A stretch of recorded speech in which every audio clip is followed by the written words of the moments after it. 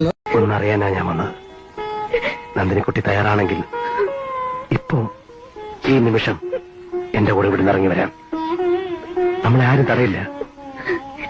ബാലേട്ടൻ ഒന്ന് വിളിച്ചാൽ ഈ ലോകത്തിന്റെ ഏത് കോണിലേക്കും ഇറങ്ങി വരാൻ ഞാൻ എപ്പോഴും തയ്യാറാണ്. പക്ഷെ നമ്മൾ നമ്മുടെ കാര്യം മാത്രം ഓർത്താ പോരാ. ബാലേട്ടന്റെ അമ്മയും പെങ്ങന്മാരെയും മറന്നിട്ടുള്ളൊരു ജീവിതം എനിക്ക് വേണ്ട.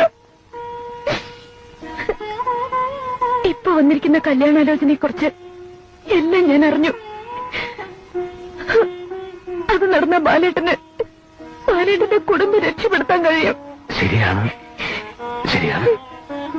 പക്ഷെ നമുക്ക് നഷ്ടപ്പെടുന്നത് നമ്മളെയാണ്, നമ്മുടെ സ്വപ്നങ്ങളാണ്. ഈ ത്യാഗം നമുക്ക് മാത്രമേ ചെയ്യാൻ കഴിയൂ. നമുക്ക് മാത്രം. എനിക്ക് മറക്കാൻ കഴിഞ്ഞില്ലെങ്കിലും ബാലേട്ടൻ എന്നെ മറന്നേ